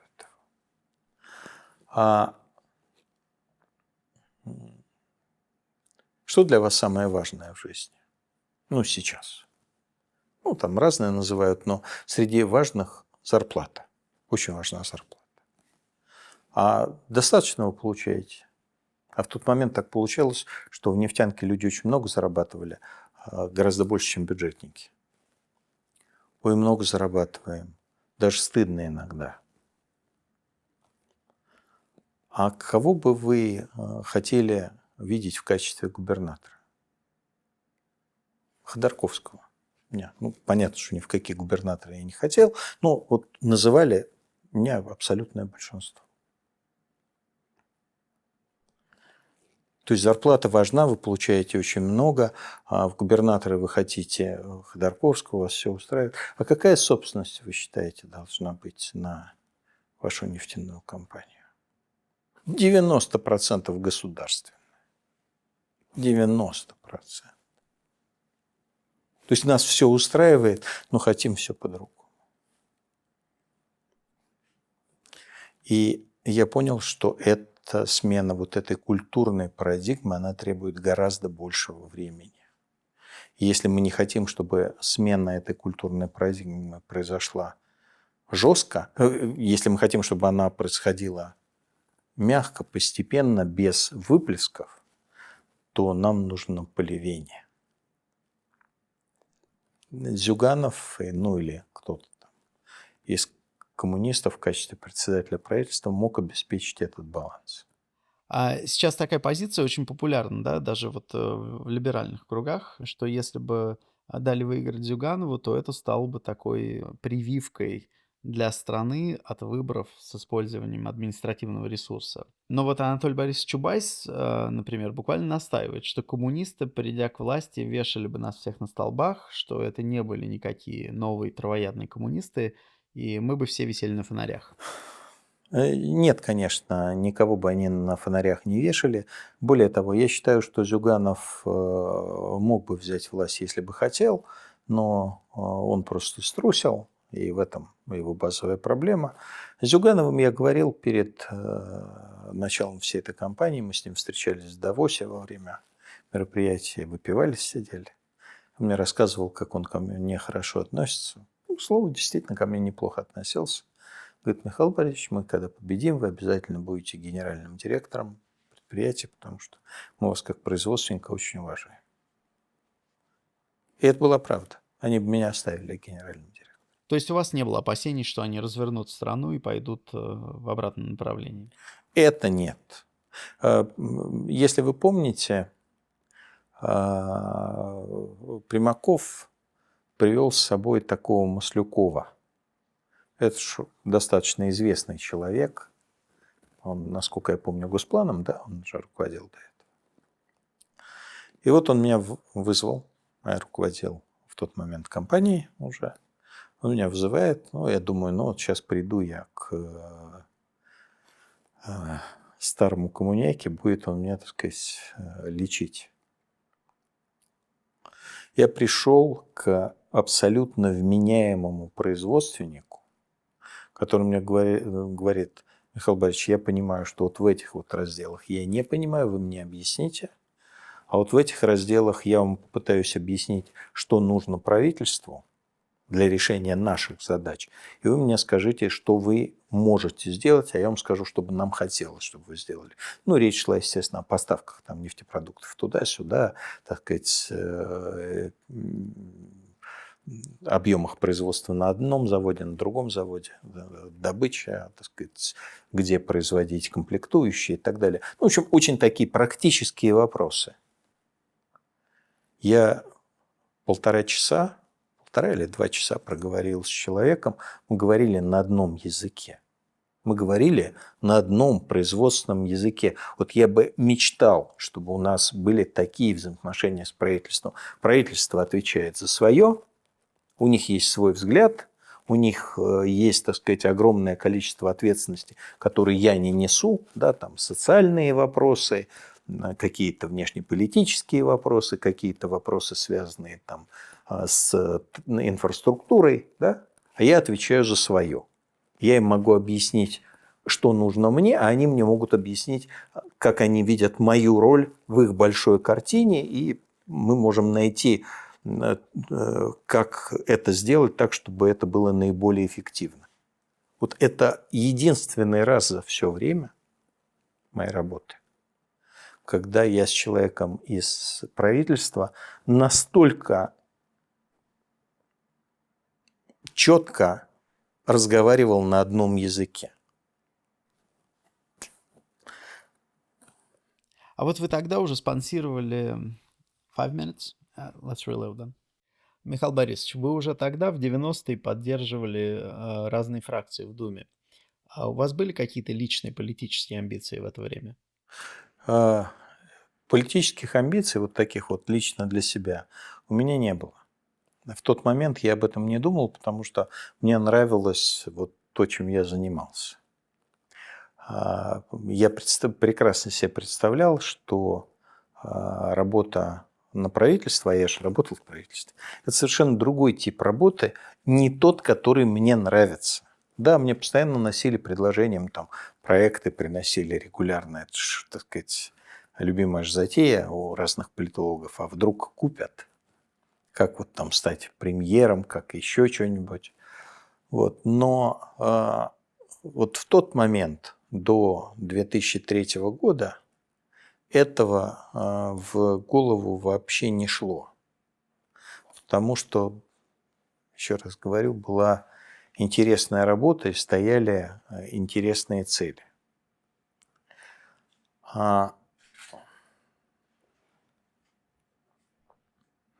При этом, когда стал назревать политический конфликт, а это было уже 2003 год, вот тогда пошла речь о том, что нужно все-таки ситуацию менять, и тогда, да, возникла готовность к тому, чтобы, выиграв политическое противостояние, потребовать иной политической позиции, оставив уже работу в компании. Вот. Но это возникло скорее как реакция на политический конфликт, чем как изначальное вот такое вот желание. Я вернусь в 90-е. Вы тогда поддерживали партии с противоположным мировоззрением иногда, в том числе коммунистов, я правильно понимаю? Да. А вот в чем смысл поддержки партии с противоположным мировоззрением? Я пытаюсь объяснить. Вот это мое убеждение. Я убежденный вольтерианец. Я считаю, что обязательно нужно давать обществу возможность иметь политических представителей в любом сегменте, в котором в обществе есть какая-то своя политическая субъектность. Вот есть ощущение политической субъектности в левой части спектра. Значит, должен быть политический представитель левых. Есть политическая субъектность в националистической части спектра. Значит, должен был быть политический представитель у националистов. Есть политическая субъектность, например, у Национальной Республики Татарстана. Значит, должен быть политический представитель у Национальной Республики. Не как у республики, а как у людей, которые имеют вот этот вот взгляд на ситуацию. Это была моя глубокая убежденность.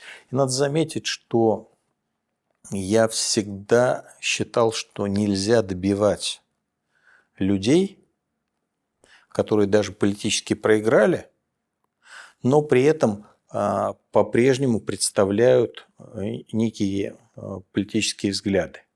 Потому что это создает неправильное видение на будущее. Если политический оппонент уничтожается, то это значит, что градус политического конфликта каждый раз будет около отметки «гражданская война». А этого нельзя.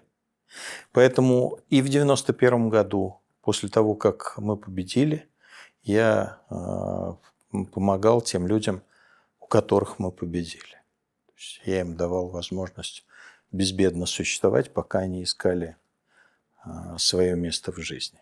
Вы, как глава ЮКОСа, как бизнесмен, уже тогда выступали как вольтерьянец? Или тогда это все-таки было такое лоббирование бизнеса через политическое влияние? Нет, это было на протяжении всех этих лет. Это я просто почему вспомнил 91 год, потому что я говорю, это было последовательно. И тогда это было, и в 93 году, после окончания конфликта, я помогал тем, против кого стоял на тех же баррикадах. И дальше это также было.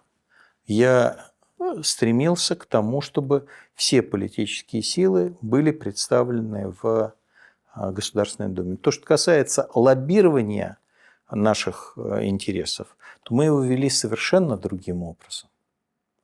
Мы, например, первыми почти что, да нет, я думаю, действительно первыми, добились проведения парламентских слушаний по вопросу о таможенных пошлинах на нефть.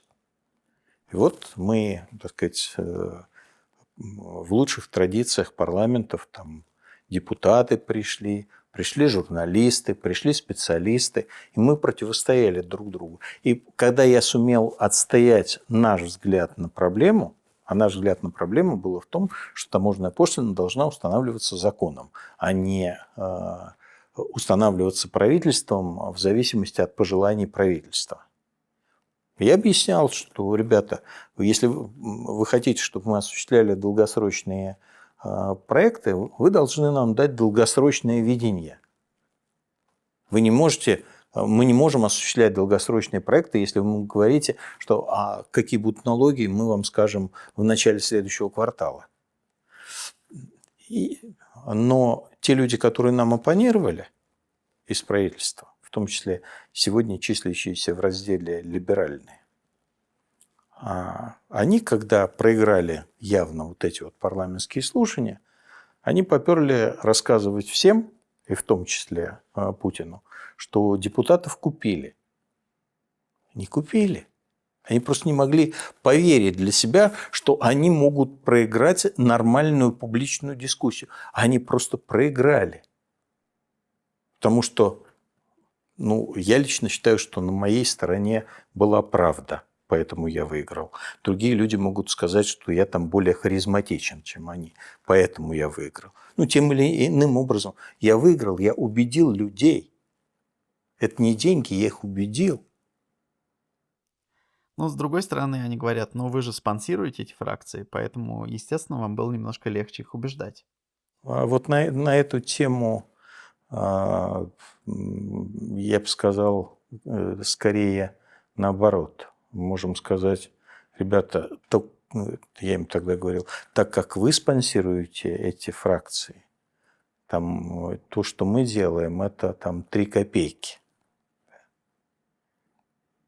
И мы прекрасно знали, что если Кремль скажет голосовать так или иначе, то, конечно, будут голосовать так, как скажет Кремль. Но если Кремль говорил свободное голосование, то есть так, как убедите, то да, мы убеждали. Мы убеждали.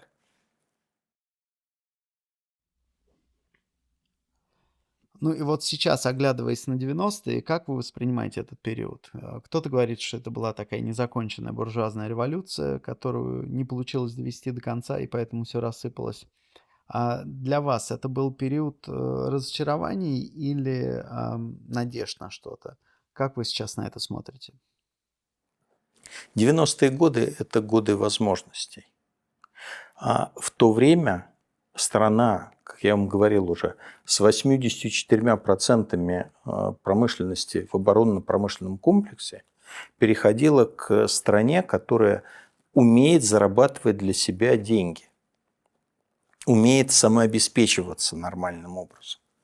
И на самом деле не только за счет нефти и газа, как мы с вами прекрасно понимаем, но даже нефть и газ тогда нужно было вытягивать из дыры. И если кто-то вспомнит, в 1995 году мы чуть было не пришли к ситуации, когда мы планировали уже, мы как страна, планировали импортировать нефтепродукты, потому что падение добычи было до 270 миллионов тонн. Да? Это уже было на грани необходимости импортировать. То есть 90-е годы – это были годы очень тяжелой ломки всего промышленно-хозяйственного механизма. Во многом это было связано с развалом Советского Союза, потому что Советский Союз был сконструирован таким образом, чтобы промышленность стягивала республики. И когда вот это вот было разрезана кооперация, то оказалось, что ни один вид промышленной продукции до конца невозможно делать по-прежнему. Его надо перестраивать заново. Это было тяжело, но это была очень интересная задача. Кризис 1998 года ознаменовал окончание решения этой задачи. То есть вот 1998 год он заставил сбросить все то, что уже оказалось ненужным. Я имею в виду в промышленности, естественно.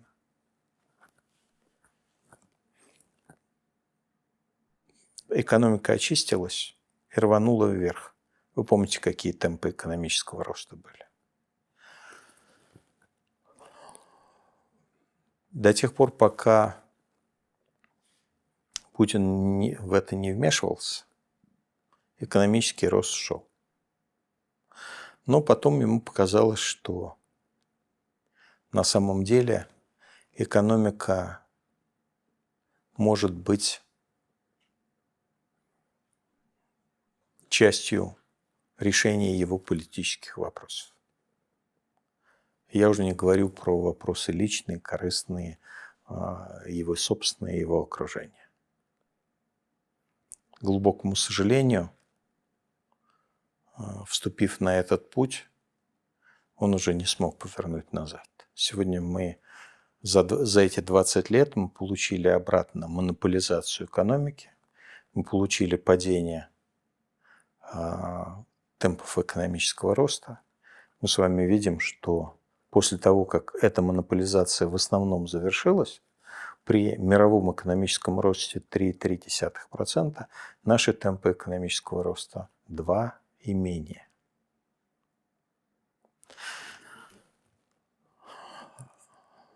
Эти 20 лет – это время просто упущенных возможностей. Вот это самое печальное. Понимаете, если бы у нас в 90-е годы были бы вот эти вот 3 триллиона свалившихся с неба нефтяных сверхдоходов, то вот эти вот все социальные ямы, которые наиболее тяжело отразились, понятно, что вот при таких серьезных революционных изменениях в экономике ямы всегда появляются. Эти ямы бы закрыли. Вы представляете, как страна могла бы рвануть за эти 3 триллиона долларов? 3 триллиона долларов вылетели профуканы. Вот хорошо, сделали один город, сделали Москву. Все. Все. Посмотрите соседей. Я до сих пор вспоминаю 2001-2002 год, мы ведем переговоры с китайцами. Китайцы нас убеждают, что поскольку у нас нефтяники зарабатывают намного больше, чем китайские нефтяники, мол, возьмите наших нефтяников, они будут работать, будет дешевле. Ну, мы отказывались, потому что мы говорим, что ваши нефтяники, конечно, дешевле, но при этом у них производительность труда ниже. Сегодня китайские нефтяники получают больше, чем наши. Китай вырос вдвое, а мы за последние 10 лет. Ну, а вы считаете, что это... Ну, с Путиным все понятно, но вы считаете, что это Путин сдерживает страну? Или все-таки Путин — это отражение, это побочное явление, а база — это все-таки народ?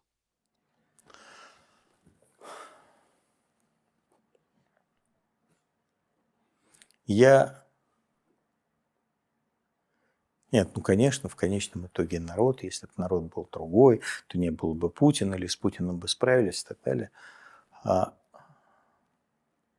Вот руководил нефтяной компанией уважаемый Сергей Муравленко. Компания падала. Пришел Ходорковский. Компания стала расти. Выросла за 7 лет в 2 раза. У меня был один совершенно замечательный случай в моей жизни. Я реально считаю его замечательным. До ЮКСа нам пришлось столкнуться с кризисом на таком предприятии, как Апатит. Там был директор, заслуженный, вина, все, который абсолютно не понимал, что делать. Но был такой, знаете, вот они такие настоящие красные директора, который просто жестко мне противостоял. В общем, я его уволил. Для него это была жизненная трагедия. И когда меня посадили в тюрьму, его прокурор Шохин вызвал на допрос. Ну, сижу я за решеткой, думаю, ну вот сейчас пополивают меня грязью. Он выходит на трибуну, генеральный директор. 70 было с чем-то. И его прокурор спрашивает там что-то и говорит, ну вот, если бы у вас вот были возможности, как вот у этих комсомольцев, вы бы тоже подняли бы это предприятие. Так на него посмотрел на меня за решеткой. Говорит, вы знаете, они смогли, а я бы не смог.